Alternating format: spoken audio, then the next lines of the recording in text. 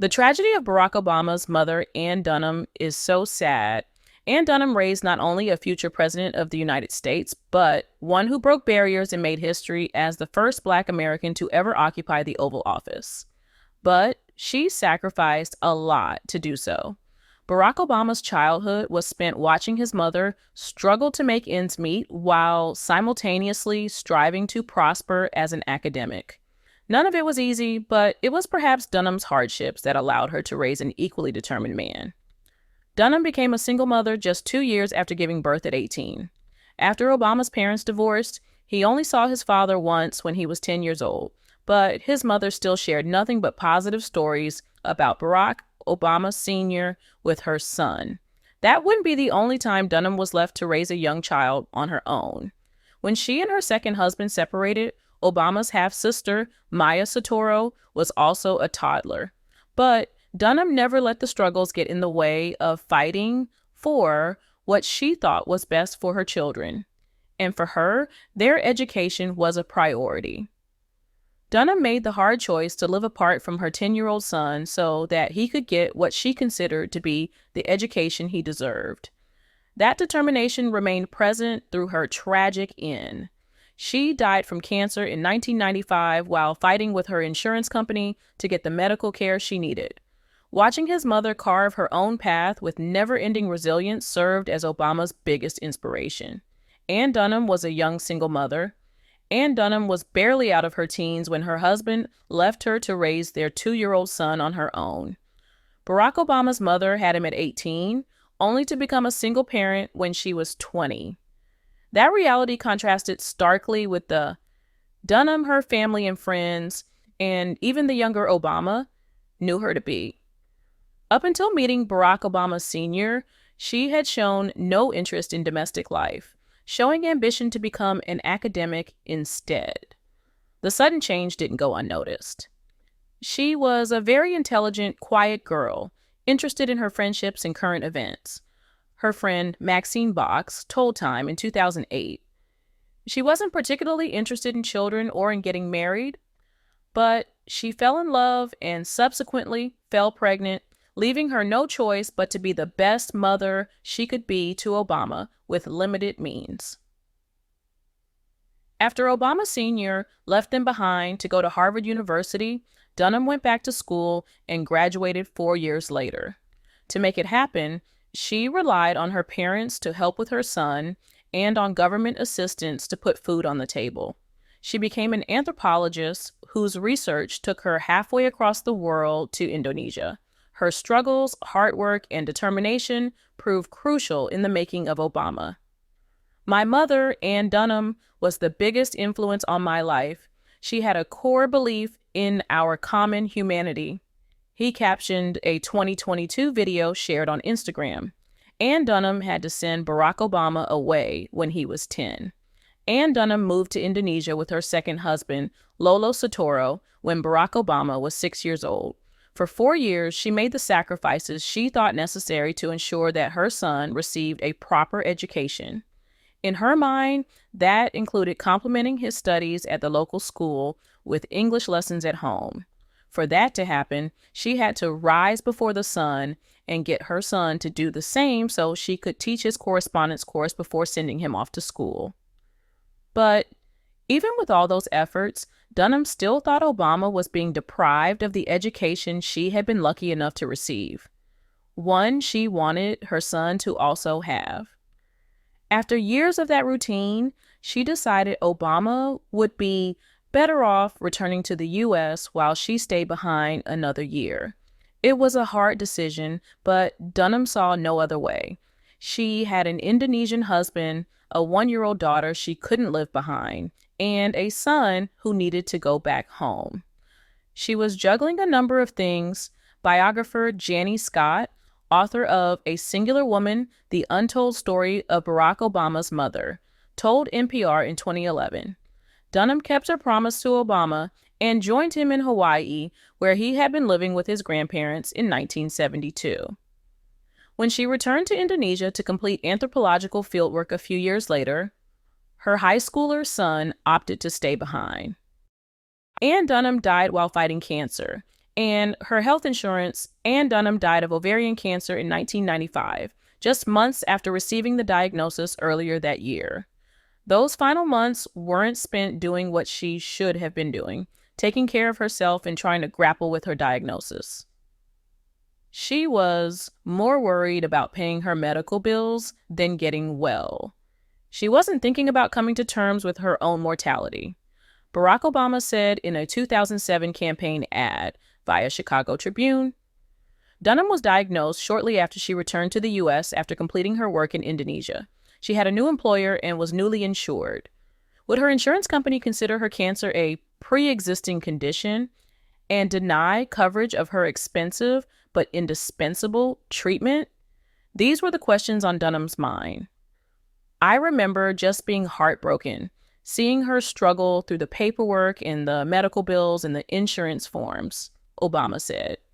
When his mother was diagnosed, Obama had been writing Dreams from My Father, the 1995 memoir in which he delved into his identity as a Black man whose Black father had walked away. In hindsight, he somewhat regretted having focused so much on his father instead of his mother. I think sometimes that had I known she would not survive her illness, I might have written a different book, less a meditation on the absent parent, more a celebration of the one who was the single constant in my life. He prefaced the book. Barack Obama Sr. wasn't divorced when he married Ann Dunham. When Ann Dunham fell pregnant with Barack Obama and agreed to marry Barack Obama Sr., she believed he had divorced his first wife, Kezia Lko. She later learned that wasn't the case. He had told me they were separated, but it was a village wedding, so there was no legal document that could show a divorce. She told Obama for Dreams from My Father. That was part of the reason Obama Sr.'s family opposed his relationship with Dunham. That didn't mean Obama Sr. and AOKO weren't separated, but divorce was uncommon in Luo culture. You could get a divorce, but you had to go through a very complex process, which involved the couple sitting before a council of elders, and then there had to be a return of the dowry. Sally H. Jacobs, author of The Other Barack, The Bold and Reckless Life of President Obama's Father, told NPR in 2011, even if Obama Sr. and AOKO had mutually agreed to split, the lack of proper documentation was seemingly a sore point. His immigration files included a memo in which his student advisor noted he probably had 2 wives. His wedding to Dunham happened when he was trying to renew his visa, and he became even more worried when Dunham got pregnant. The last thing they were going to look kindly on, if they chose to see it this way, was a bigamist with a mixed-race baby, Jacob said. Ann Dunham spent years apart from her second husband. When Ann Dunham fulfilled her promise to Barack Obama to join him in the U.S. in 1972, she left Lolo Soetoro behind. They remained married for several years, but would never live together again. He visited the family frequently, but that was the extent of their physical contact. In 1980, Dunham filed for divorce a second time, seeking no child support. She didn't cut ties with her ex and encouraged Maya Soetoro to have a relationship with her father. That didn't mean she didn't have any negative feelings attached to the marriage and its end, but she wasn't one to hold grudges. She was no Pollyanna. There have certainly been moments when she complained to us, Maya told Time in 2008. But she was not someone who would take the detritus of those divorces and make judgments about men in general, or love, or allow herself to grow pessimistic. But it wasn't just distance that made Dunham and Lolo grow apart. Lolo's involvement with oil companies in the early 70s caused tension in the marriage.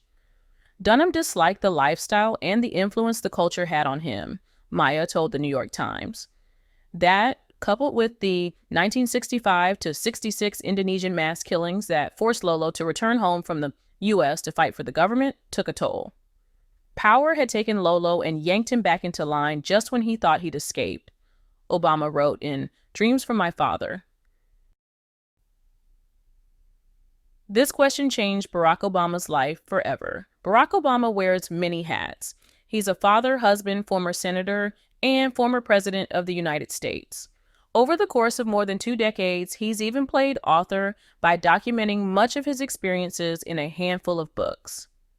His earliest, Dreams from My Father, which was published in 1995, remains a strikingly honest and political coming-of-age novel that recounts the first Black president's time navigating a dual identity as a multiracial child, teenager, and then adult. Later novels like The Audacity of Hope offer a similar rawness about himself.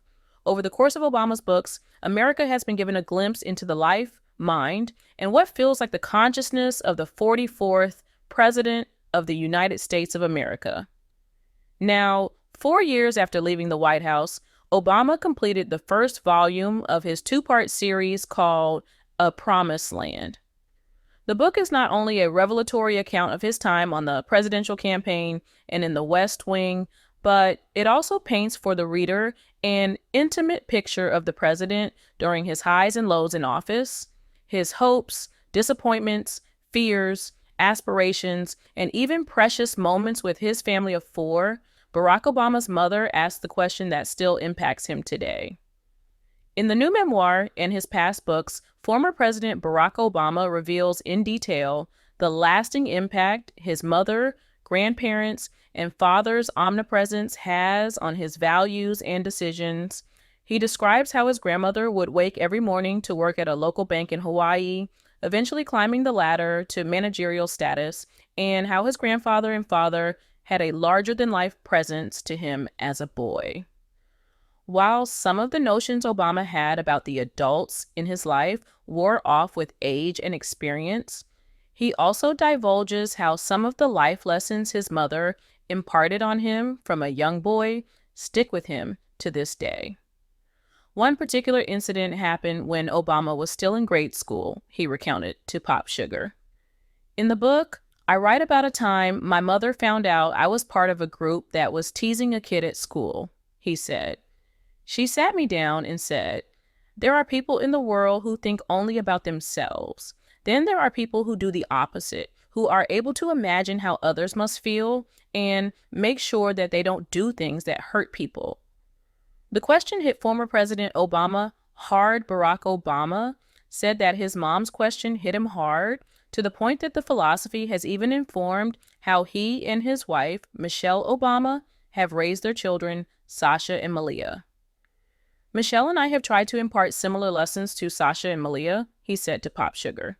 He did add that the two parents have tried not to take too prescriptive an approach to parenting. That might especially be true considering the unique and sometimes grueling upbringing Sasha and Malia have had in the spotlight. "We'd much rather Sasha and Malia figure out who they are on their own than try to shape who they become," Obama said. "Indeed, we've seen as the sisters have grown from rolling around in the snow with their father to attending concerts in college, as teens tend to do. Though we do always make sure to tell them when we're proud of them, just as my mother did with me," the famous father said.